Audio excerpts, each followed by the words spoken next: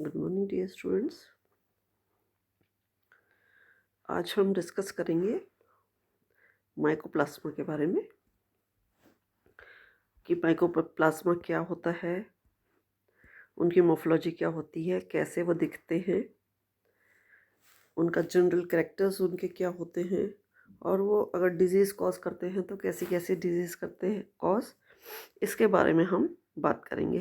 तो सबसे पहले हम ले लेते हैं थोड़ी सी हिस्ट्री की बात करते हैं। हिस्ट्री की कि सबसे पहले it was discovered in 1843 by Pasteur और आइसोलेट किया गया था इसको कैटल फ्लूइड से। इनको माइकोप्लाज्मा माइकोइडिस जो है वो कहा गया था। और नुकार्ड एंड रॉक्स, फ्रेंच साइंटिस्ट हैं ये दोनों, नुकार्ड एंड रॉक्स। इन्होंने 1898 में इन्होंने कुछ पिक्यूलियर ऑर्गेनिज्म जो है वो कैटल की फ्लूइड में देखे, और जो कैटल जो थी it was suffering from bovine pneumonia, pleuropneumonia, bovine pleuropneumonia से सफ़र कर रही थी वो कैटल्स। उनके प्लूरल फ्लूइड जो था उसको इन्होंने उसको देखा और उसमें उन्होंने देखा कि कुछ पिक्यूलियर ऑर्गेनिजम्स उसमें दिख रहे हैं। सिमिलर ऑर्गेनिज्म जो थे they were later isolated from other animals also, ना। पहले तो उसमें से निकाला, फिर उसके बाद उन्होंने देखा कि दूसरे एनिमल्स में भी सिमिलर जो ऑर्गेनिज्म है, सिमिलर ऑर्गेनिज्म, वो उन्होंने और जगह से एनिमल से भी निकाले, ह्यूमन बीइंग से भी निकाले, और फिर उन्होंने उसका नाम दिया PPLO, pleuropneumonia like organism, PPLO, they were named as pleuropneumonia. तो किसने इसको वो किया था?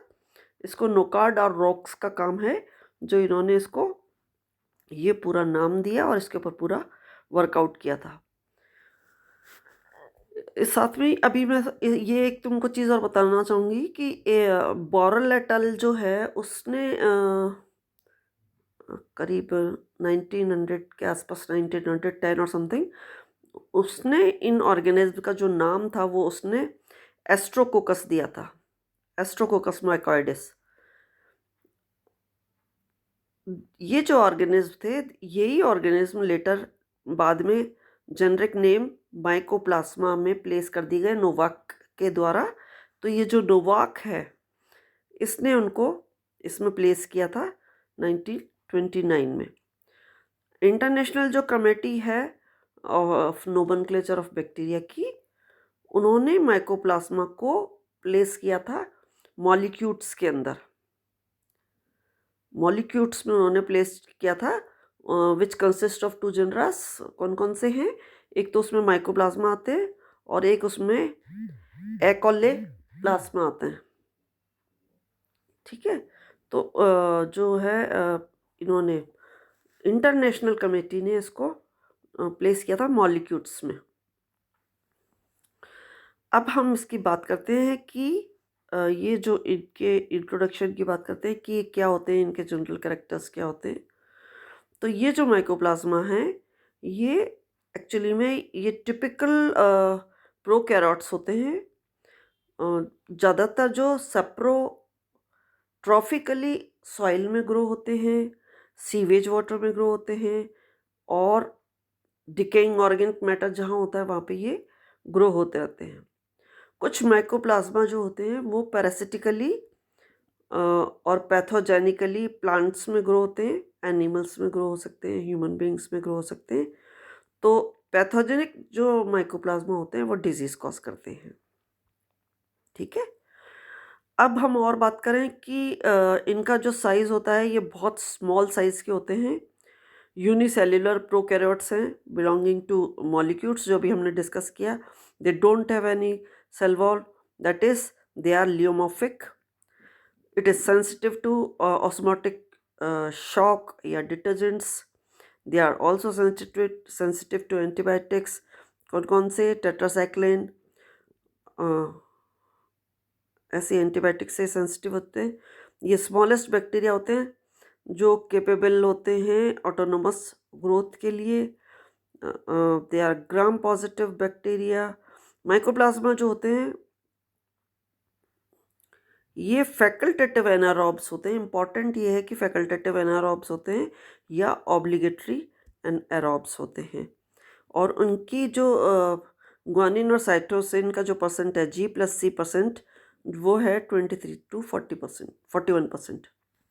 इसी को हम थोड़ा सा और डिस्कस कर सकते हैं कि ये जो हम बार बार टर्म ले रहे हैं लियोमॉर्फिक, दे आर हाईली लियोमॉर्फिक।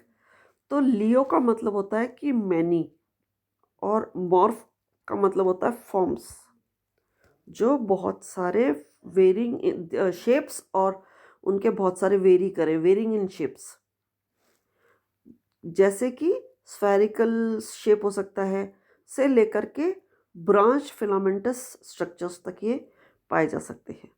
तो since these organism they don't have any definite shape, they are called as jokers of the plant kingdom.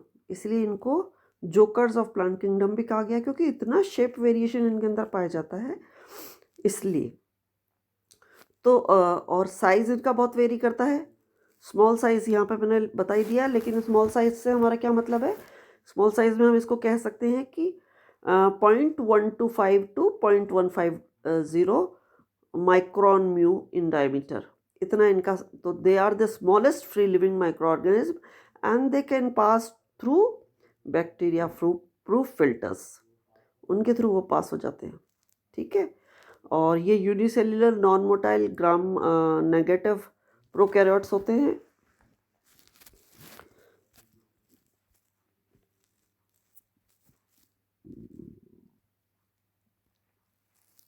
Gram negative prokaryotes होते हैं जिनकी कोई डिस्टिंक्ट वॉल नहीं होती और जो स्पोर्स नहीं बनाते। ठीक है। सेल मेम्ब्रेन इनकी किन की बनी हुई होती है? इनकी सेल मेम्ब्रेन प्रोटीन की और लिपिड की बनी हुई होती है। कोलेस्ट्रॉल भी इनमें प्रेजेंट होता है। आउटर जो सेल मेम्ब्रेन है, जो कि इनका जो पूरे साइटोप्लाज्म को कवर करती है, उसके अंदर जो जो स्ट्रक्चर होता है वो क्या क्या होता है? उसमें इनमें डेंस साइटोप्लाज्म के अंदर इसमें बहुत सारे राइबोसोम्स होते हैं। वो राइबोसोम्स 70S के होते हैं। नेटवर्क होता है फाइब्रिलर, जो डीएनए होता है वो पाया जाता है। सॉल्युबल आरएनए इसमें पाया जाता है। सॉल्युबल प्रोटीन्स इनमें पाया जाता है। और डीएनए जो होता है माइकोप्लाज्मा का, ये बहुत बड़ा होता है। इट इज़ लार्ज इनफ, किस बात के लिए बड़ा होता है? To code only for about 600 to 1000 cistron per cell. काफ़ी बड़ा होता है, जो कि इतने सिस्ट्रॉन 600 से 1000 सिस्ट्रॉन एक सेल में की कोडिंग कर सकता है। जो इनकी सेल्स होती हैं माइकोप्लाज्मा की, वो अनइवनली डिवाइड हो जाती हैं माइन्यूट बॉडीज़ में मिनिमल रिप्रोडक्टिव यूनिट्स के द्वारा। और ये बैक्टीरिया फिल्टर्स के थ्रू पास हो सकते हैं, ये मैंने तुमको बता ही दिया। ये देखो आपने उनके साइज और शेप्स देखो, कितनी वैरायटी बता रखी है। ये देखिए, कभी स्पेरिकल शेप है, कभी इलोंगेटेड शेप है, कभी ब्रांच शेप है। ठीक है। इतना वेरिएशन इसके अंदर पाया जाता है। तो रॉड लाइक भी हो सकते हैं, रिग लाइक भी हो सकते हैं, ग्लोबाइड भी हो सकते हैं, फिलामेंटस भी हो सकते हैं। तो ये इसकी मोर्फोलॉजी जो है वो बहुत वेरी करती है। और ये जो होते हैं they are resistant to the wall attacking antibiotics, जैसे पेनिसिलिन होती है उससे रेजिस्टेंट होते हैं। और इनकी जो ग्रोथ होती है, it is inhibited by tetracycline. अभी मैंने बात कर ली थी, टेट्रासाइक्लिन के द्वारा इनकी ग्रोथ इनहिबिट कर ली जाती है। और similar antibiotics that act on metabolic pathway, उनके द्वारा इनकी ग्रोथ इनहिबिट की जा सकती है। ये बहुत सारी कुछ डिजीजेस भी कॉज करते हैं। केमिकल कंपोजिशन की अगर बात करें, चलो डिजीजेस के पहले, तो ये इनका केमिकल कंपोजिशन है। Protein 40 to 60%, carbohydrate 1%, DNA content 3 to 7% और लिपिड 8 to 10%। ये है इनका केमिकल कंपोजिशन। और स्ट्रक्चर की अगर हम बात करें तो स्ट्रक्चर हम एक बार हम ले ही चुके हैं ऑलरेडी, आप देख सकते हो उसको डिटेल में। और they don't contain true nucleus, very small diameter range from 0.3 to 0.9 μm, cell covered by lipoprotein cytoplasmic membrane जो 7.5 to 10 μm थिक होती है। both RNA DNA act as genetic materials, it is usually half than usually occurs in other prokaryotes। और DNA में 4% से 8% तक होता है, DNA 4% होता है, RNA 8% तक होता है।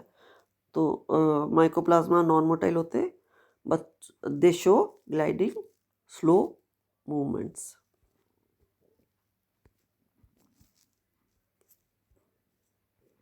ये देखिए इसका स्ट्रक्चर, लाइपोप्रोटीन की कवरिंग है, डीएनए मटेरियल है, राइबोसोम 70S के हैं, आरएनएस हैं और मेटाबोलाइट्स हैं। शेप इसका कुछ फिक्स नहीं होता क्योंकि सेल वॉल इसके अंदर नहीं है, इसलिए ये शेप चेंज करता रहता है। रिप्रोडक्शन की अगर इसमें बात करें तो reproduction, they reproduce by budding or by binary fission, they divide unevenly into very minute bodies or minimal reproductive units, they are formed inside the large body or mature cell, the size vary from 330 nm to 450 nm। और जो bodies होती हैं they are smallest independent living entities known so far। binary fission से division यहाँ बता रखा है, ये देखिए binary fission से कंस्ट्रक्शन होगा और वो कंस्ट्रक्शन डीपन होता जाता है और उसके बाद न्यूक्लियाई दो में डिवाइड होकर साइड बाई साइड जाता है, कंस्ट्रक्शन डीपन हो जाता है, न्यूक्लियाई दो में डिवाइड हो जाता है और वो कंस्ट्रक्शन के as a result two cells are formed. ये देखो सबसे पहले पेरेंट सेल, फिर डीएनए डुप्लीकेशन हो गया, दो में डिवाइड हो गया, साइटोप्लाज्म डिवाइड्स इनटू, कंस्ट्रक्शन ऊपर से स्टार्ट हुआ और 2 डॉटर सेल्स आर फॉर्म्ड।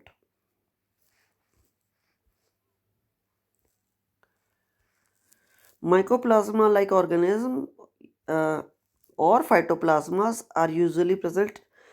दो टर्म हो रहे हैं, एक तो माइकोप्लाज्मा लाइक ऑर्गेनिज्म और एक आ रहा है फाइटोप्लाज्मा। फाइटोप्लाज्मा वो होते हैं जो कि फ्लोएम में पाए जाते हैं, फ्लोएम में पाए। और तुम्हारे सिलेबस में जो डिजीज़ है लिटिल लीफ ऑफ ब्रिंजल, वो उसमें फाइटोप्लाज्मा ही है क्योंकि वो फ्लोएम में ही सर्वाइव करते हैं वाले माइकोप्लाज्मा। तो usually present in the phloem of host plants and they are transmitted from host to another host by leaf hoppers, but some are transmitted by phyllids, tree hoppers, plant hoppers and some possibly by aphids and mites। तो इनके द्वारा भी इनका transmission होता है।